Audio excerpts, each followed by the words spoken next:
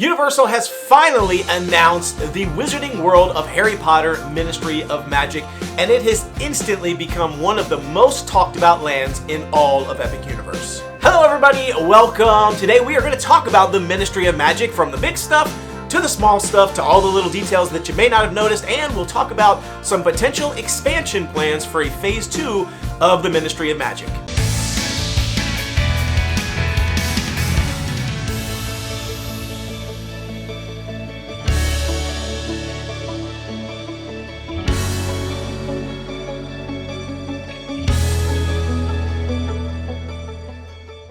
The Ministry of Magic looks spectacular. There's just no two ways about it. I am so pumped. This is the one that everybody's been waiting for. We've all been talking about it, and it's finally here. I cannot believe it. It feels like it's been years. We've been waiting forever, and finally they've unleashed it upon us, and I am totally blown away. We now have all 5 lands of Epic Universe formally announced. And once again, we have the opening date of 2025, no longer summer of 2025. Now, I have talked about this in multiple videos in the past that it is definitely going to be opening earlier than summer. Now, thanks to one of my YouTube friends, you know who you are, I've got the inside scoop on potential opening date for Epic Universe locked in. Looks like it's going to be March 1st through the 17th or April 1st through the 20th. But there is the very real possibility that they will open even sooner, with potential soft launches and previews prior to that. Now, we should be expecting a formal announcement on the opening date sometime this fall or later in the year. Now, let's start out just talking about this amazing land, what we're going to see in here. As soon as you enter into the gate of Ministry of Magic, you are going to go through the Phoenix Arch, and you're going to be instantly transported into 1920s Paris at a location called Place Cachée, which is French for unseen or secret gathering place for witches and warlocks and wizards. So this is meant to be a hidden, kind of tucked away, mysterious area of 1920s Paris. Now, this place is absolutely breathtaking, and they've already told us that the smallest building in these streets of Paris is larger, bigger than the biggest building over in Diagon Alley.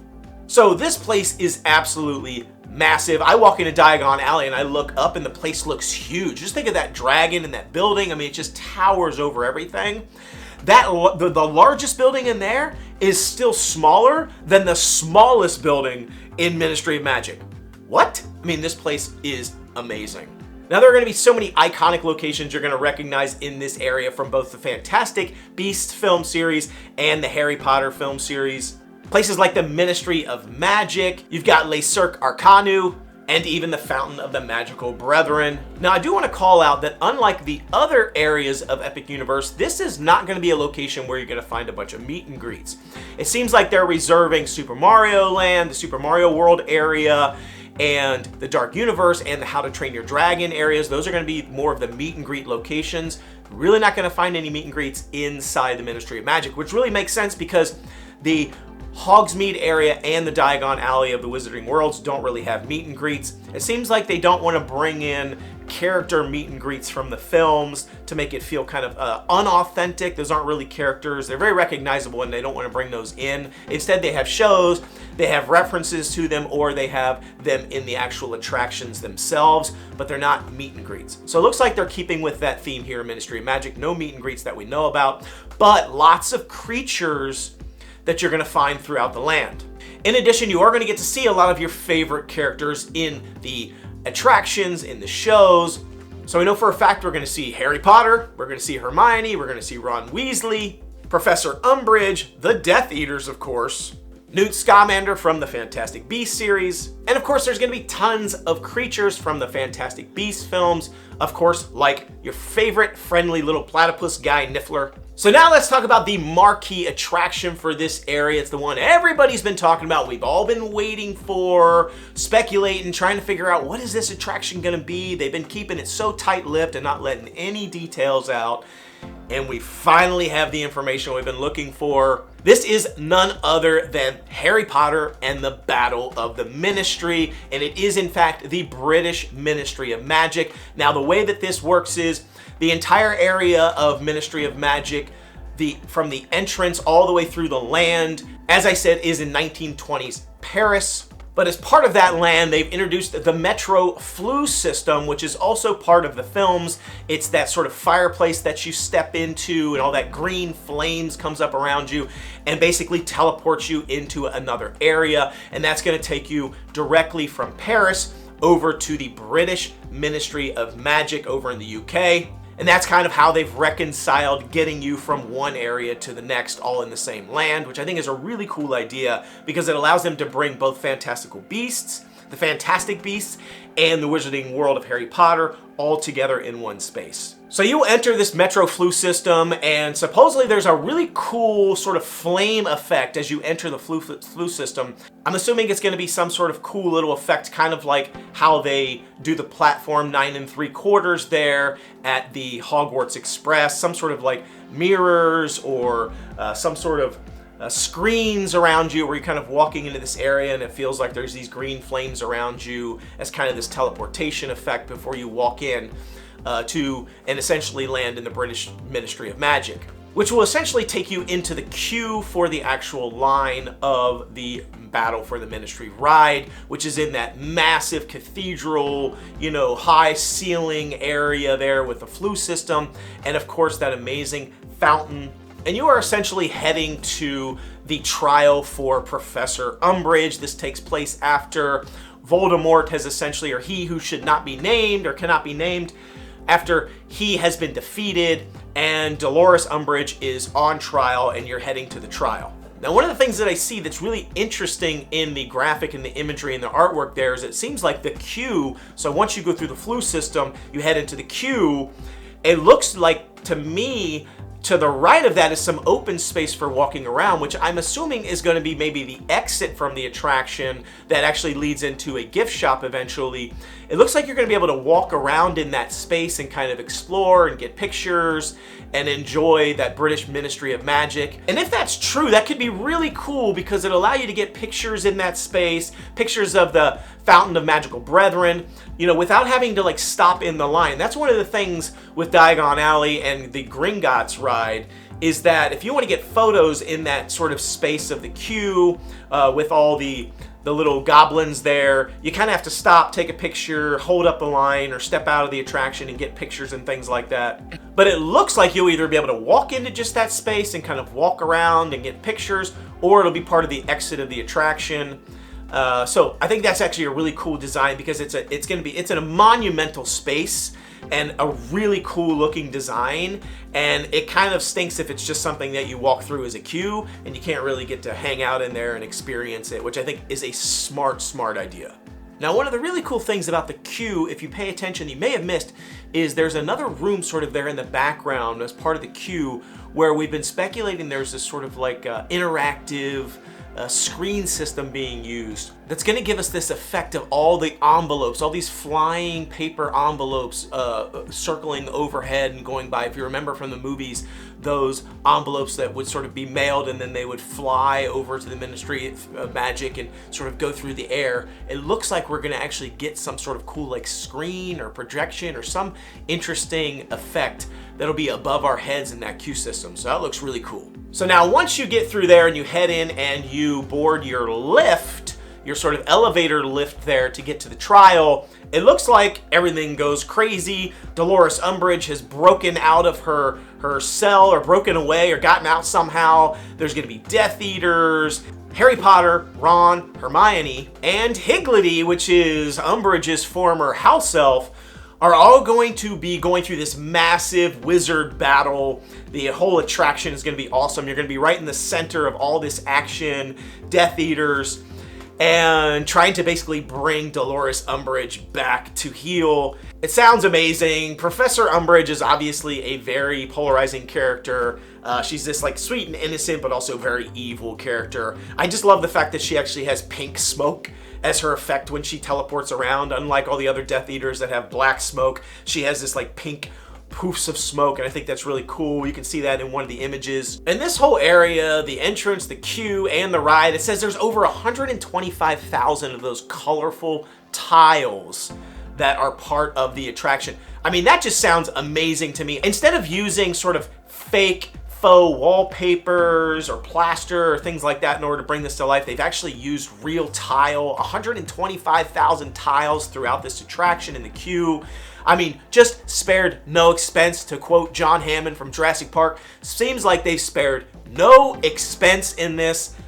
I cannot be more blown away. I cannot wait to see this thing. Now let's talk about the attraction and the vehicles itself and how it's gonna work. This is a thrill and motion coaster. It says the height limit is 40 inches, which is the same for Curse of the Werewolf.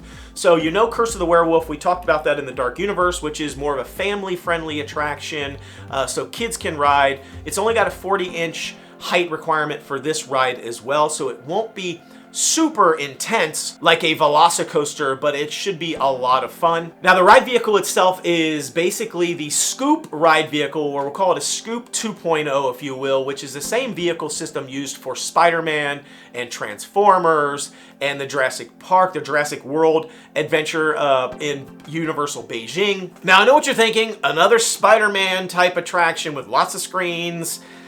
You're kind of disappointed in that. Don't be. Let me tell you why this is completely different from that. It could be trackless. We don't know yet. It might still be on a track, but it could be some sort of trackless motion similar to a Remy's Ratatouille or Mickey's Runaway Railway or Rise of the Resistance. But we do know the ride vehicle itself has been enhanced to go up and down roughly 10 or more, maybe 20 feet up away from the ground, which makes total sense. Now the ride vehicle itself won't look like the Spider-Man ride vehicle. It will look more like an elevator. You can see that in some of the concept art and some of the visuals.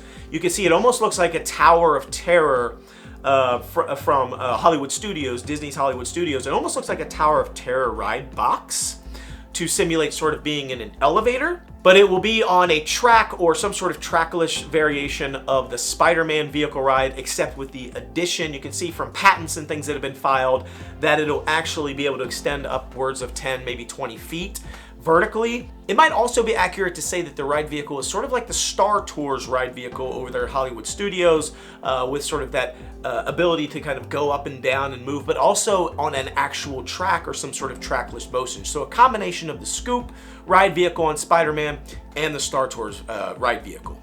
And as you know, the elevator systems in the British Ministry of Magic can go sideways, slantways, upways, downways. It can go all these different directions. And so they needed some sort of ride vehicle that would allow them to do that. And this looks like this is going to be the case. Now, as far as what you're going to be seeing, you're going to be seeing some screens, yes, but mostly the screens will be background elements, as most of the things will be in the forefront and more practical effects and real world objects and animatronics. So unlike Spider-Man and Transformers, where most of the action is happening with a screen, a 3D screen, this will actually be things like animatronics that'll be in the foreground, in the background, things that'll be happening, landscapes and things like that, with screens being used sort of intermittently or in the backgrounds. Now this is not a 3D attraction, no glasses will be required. In addition, a couple of things that we've seen with some of the patents is a projection mapping system similar to what Disney and Universal both use when they do the projection mapping on Hogwarts Castle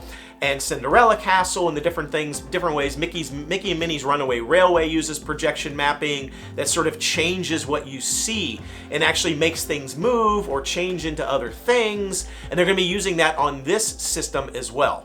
Now this projection mapping system could really add some cool elements. It's going to help, I think, make the transition vertically and sideways. It's going to make it feel even more intense. Even the current Spider-Man ride, which is essentially one story, it doesn't really come off the ground. Even without being able to move too much, they really make you they make you feel like you're going up and falling with those practical effects.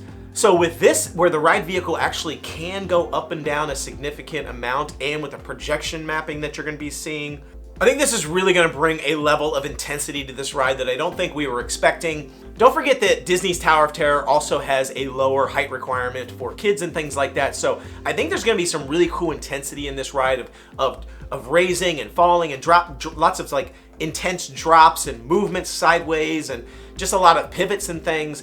I think it's gonna be really cool. And that animatronics look amazing. They gave us a glimpse of one of the Death Eater animatronics. I mean, it just looks spectacular. They are really sparing no expense when it comes to these animatronics. We talked about the animatronic and things that it's happening in the Dark Universe, Monsters Unchained. Again, if you haven't seen my Dark Universe video, I'll link to it below. Check it out if you want to know more about that. Now, one of the other things, again, it could be trackless. It might be on a track. Either way, the one in Universal Beijing is on a track, but it still is able to do some, I mean, just some spectacular effects.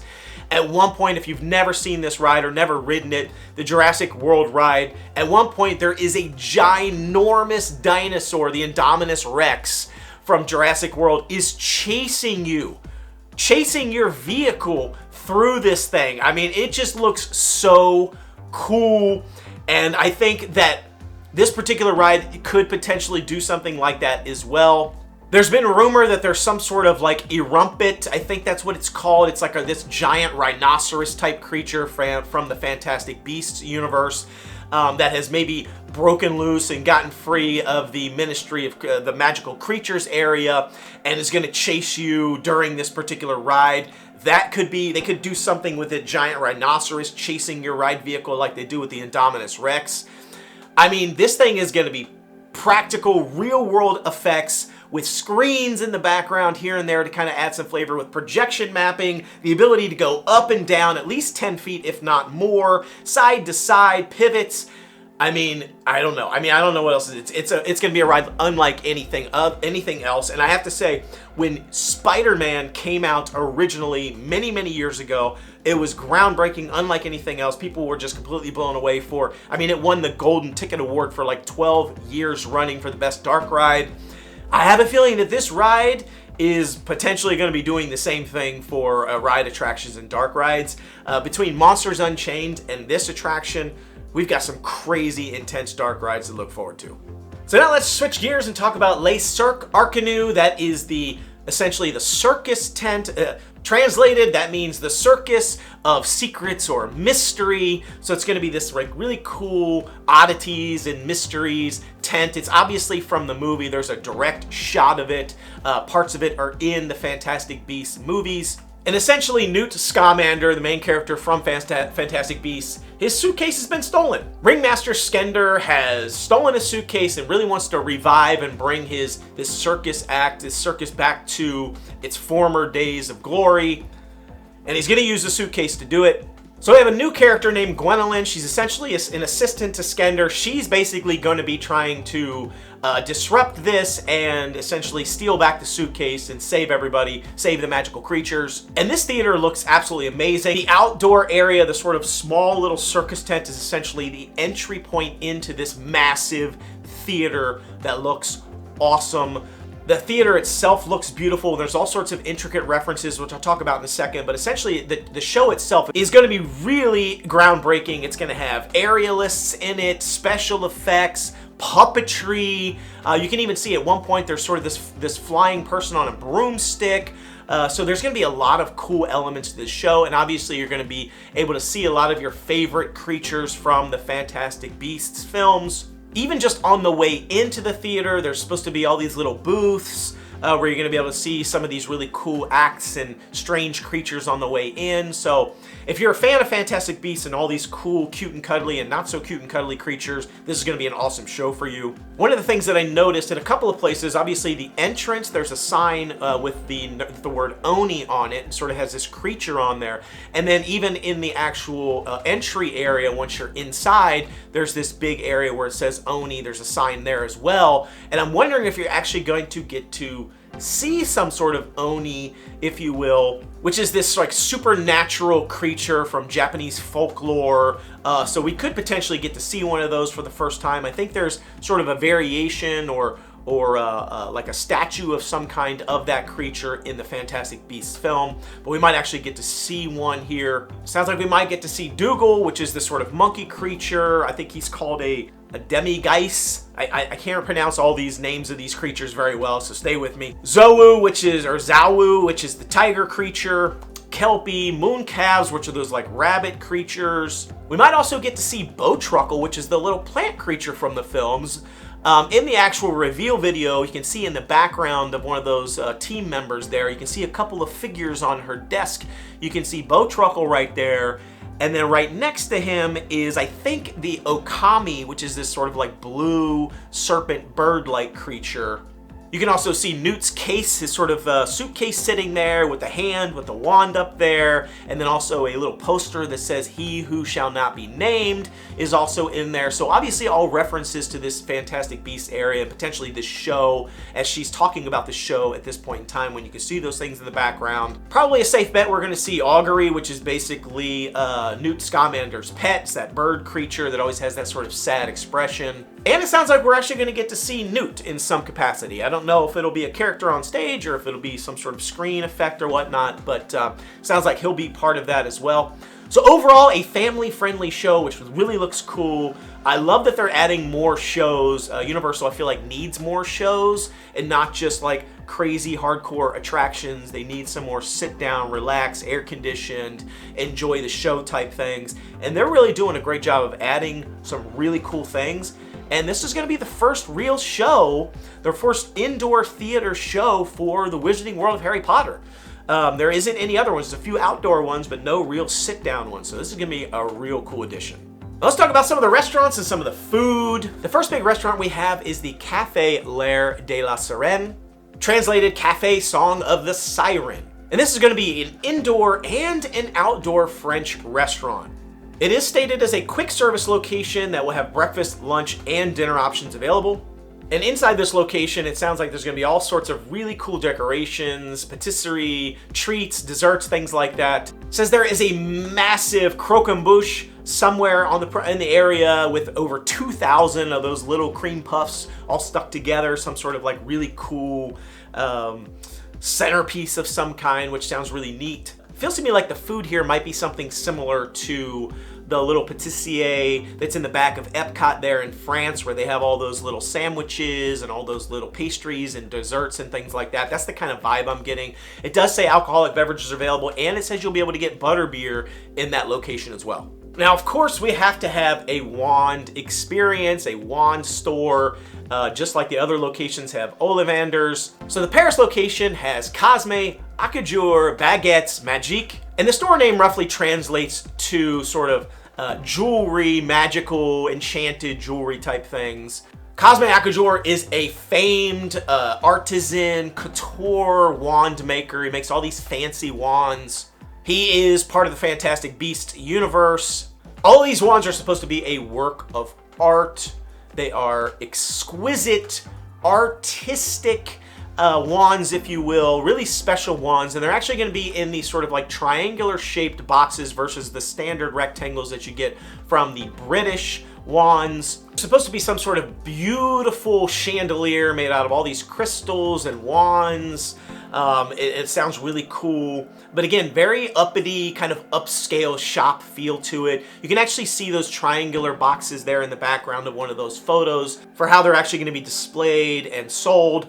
But it also says the British variants of wands will also be sold in this location as well. If you're looking for those, if you're at Epic Universe and you don't want one of the sort of French, artistic wands, you want one of the original British ones, you can get those as well. Now, these wands are going to be the new interactive wands that they are going to be releasing soon. They're not released just yet in the Wizarding World of Harry Potter, Hogsmeade, or Diagon Alley yet. I expect them to get probably released in one of those areas first. They are refurbishing currently to allow for these new interactive wands. They're going to be releasing those, so those will probably be the ones that are going to be sold in Epic Universe.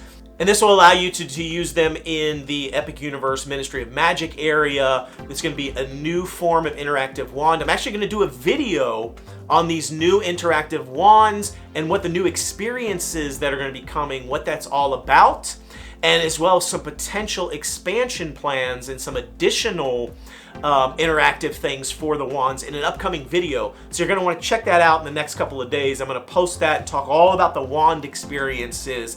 But for Epic Universe, there will be lots of interactions that are built in to allow you to play with all the magical creatures, and potential app integration, similar to what they're doing for Super Nintendo World there, to be able to actually maybe check off what experiences that you've done, maybe even level up your skill.